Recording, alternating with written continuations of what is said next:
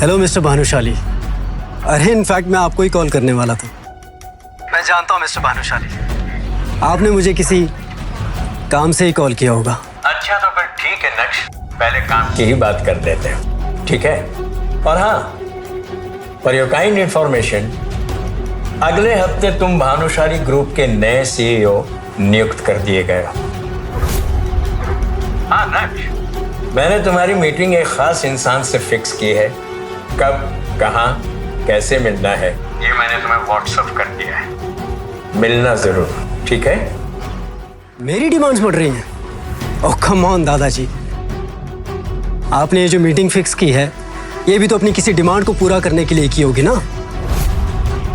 दादाजी, it's always give and take. छोटी छोटी डिमांड्स है मेरी, प्लीज पूरा कर दीजिए। और हाँ, मेरी जो दूसरी डिमांड है मैं आपको व्हाट्सएप कर रहा हूँ। दादाजी please do the needful, okay?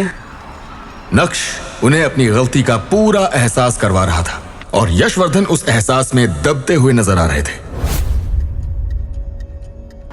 Phone रखते ही नक्श ने देखा कि उसे व्हाट्सएप पर 3 मैसेजेस आए हुए हैं। एक उसके दादाजी का था और बाकी के दोनों उसकी बीवी अनिका के थे। अनिका ने उसे 10,000 रुपए भेजे थे और लिखा था, मैं तुम्हें 10,000 रुपये भेज रही हूँ और मॉल जाके कुछ अच्छे कपड़े ले लो।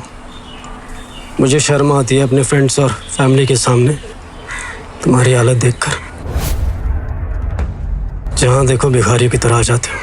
दरअसल अनिका के घर में आज फैमिली डिनर पार्टी थी और पिछली बार नक्श की वजह से उसे काफी कुछ झेलना पड़ा था, इसलिए उसने नक्श को इस बार पहले ही पैसे भेज दिए। अब मुझे तुम्हारे 10,000 रुपयों की कोई जरूरत नहीं है। मन ही मन सोचते हुए नक्श ने अपनी दूसरी शर्त को यशवर्धन तक पहुंचा दिया था। Auto, golden domain society. Golden domain society Surat की ही नहीं बल्कि गुजरात की सबसे लग्जूरियस सोसाइटीज में से एक थी। इस सोसाइटी में 4 स्विमिंग पूल्स थे जिनका पब्लिक एक्सेस था और अमीरों के लिए अलग से पूल विलास भी थे। कुछ पेंट हाउसेस भी थे। सारे घर बहुत ही शानदार थे और इस सोसाइटी से पूरे सूरत की खूबसूरती को नापा जा सकता था।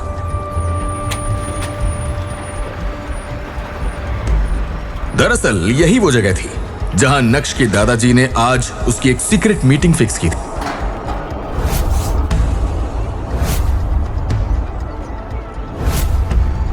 लेकिन नक्श किससे मिलने जा रहा है, इस बात की उसको कोई जानकारी नहीं थी।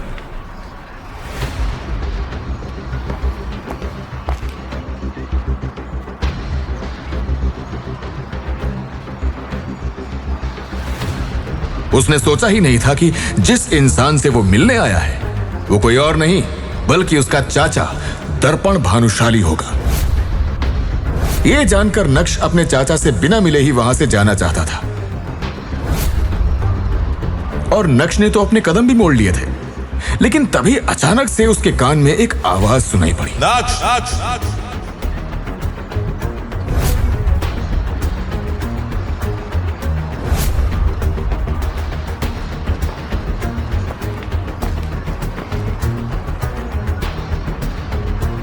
पिछली बार मैं तुमसे लगभग 2.5 साल पहले मिला था।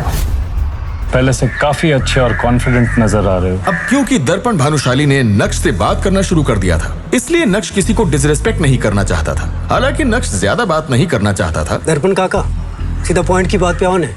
बताइए, आखिर भानुशाली फैमिली को मेरी ऐसी कौन सी जरूरत पड़ गई? हाँ, अगर आप ये चाहते हैं कि मैं आपसे बात करके, आपसे डर के भानुशाली ग्रुप का नया सीईओ बनने से मना कर दूं, तो ऐसा बिल्कुल नहीं होने वाला। ये आपकी गलत फहमी होगी। तो अपने दिल में जरा सा भी, इतना सा भी डाउट मत रखना, समझे आप?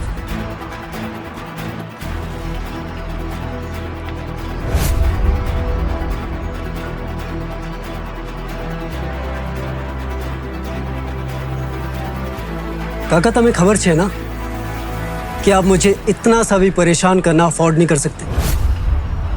आपने भले ही मुझे यहाँ किसी भी मकसद से बुलाया हो, लेकिन हाँ, खेतान एंटरप्राइजेस के 40% शेयर्स मेरे पास ही हैं, जो मेरे पापा ने खरीदे थे। और आपने और दादू ने मना कर दिया था कि शेयर्स ना खरीदें। और उसके बाद जो कुछ भी हुआ उसे मुझसे बेहतर आप अच्छी तरह से जानते हैं। आज अगर भानुशाली कंपनी को मेरी जरूरत है तो उन्हीं शेयर्स की वजह से है। तो इसीलिए मुझे कुछ हो गया ना तो आपकी जो उम्मीदें हैं, आपके जो सपने हैं, वो चाहकर भी पूरे नहीं हो पाएंगे। तो इसीलिए ये फिजूलपंती बंद कर दिया और मुझे जाने दीजिए यहां से।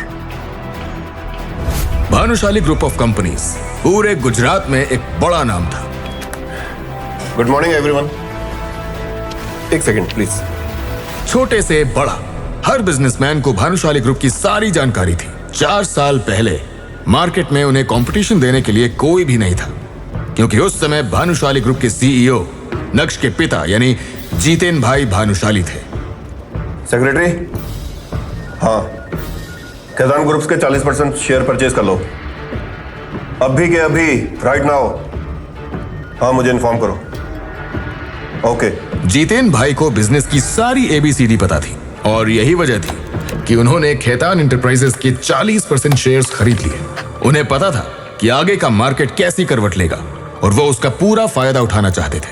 लेकिन ये बात दर्पण भानुशाली और यशवर्धन भानुशाली को पसंद नहीं आई और बिना कुछ सोचे समझे उन दोनों ने मिलकर जीतेन भाई भानुशाली को भानुशाली ग्रुप से बाहर का रास्ता दिखा दिया।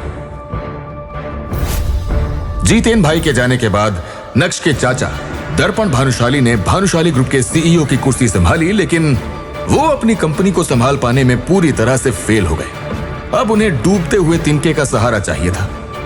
और जब उन्हें पता चला कि जीतेन भाई के खरीदे वो शेयर्स आज मार्केट में तहलका मचा चुके हैं, तब भानुशाली खानदान को नक्श की याद आई। अब आप लोगों को पता चल ही गया होगा कि नक्श के अंदर ये पावरफुल चेंजेस क्यों और कैसे आ रहे हैं। नक्श की बात सुनकर उसके चाचा दर्पण एकदम शॉक्ड रह गए थे। उन्होंने सोचा नहीं था कि नक्श को खेतान एंटरप्राइजेस के बारे में सब कुछ पता होगा। अब उनके पास नक्श से उलझने के लिए कोई वजह नहीं थी। अपने गार्ड्स को इशारा करते हुए उन्होंने नक्श के रास्ते से उन्हें हटने के लिए कहा और जैसे ही वो गार्ड्स हटे, वैसे ही नक्श के कदम उस पूल विला से बाहर की तरफ बढ़ने लगे थे। गोल्डन डोमेन सोसाइटी से बाहर आने के बाद जब नक्श ने अपना फोन चेक किया तो उसके व्हाट्सएप पर उसके एक दोस्त का मैसेज था। अबे तू कहाँ रह गया? आ रहा है ना? लेट मत कर। आखिर नक्श कहां जाने वाला था? नक्श के किस दोस्त की एंट्री होने वाली है? क्या नक्श आज जावेरी खानदान का फैमिली डिनर अटेंड नहीं करेगा? अगर नहीं तो उसके बाद अनिका और चित्रा का क्या रिएक्शन होगा? अगर हां तो उस डिनर पार्टी में क्या होगा? क्या यशवर्धन नक्श की रेयर डायमंड नेकलेस वाली शर्त को पूरा करेंगे? नक्श की दूसरी शर्त का क्या होगी नक्श की दूसरी शर्त? क्या नक्श के चाचा नक्श को ऐसे ही सीईओ बनने देंगे या फिर वो उनकी चाल को समझ नहीं पा रहा है? ये जानने के लिए देखिए अगला एपिसोड सिर्फ पॉकेट एफएम के यूट्यूब चैनल पर और इंस्टा एम्पायर के सारे एपिसोड्स को सुनने के लिए डिस्क्रिप्शन में दी गई लिंक से डाउनलोड कीजिए पॉकेट एफएम ऐप।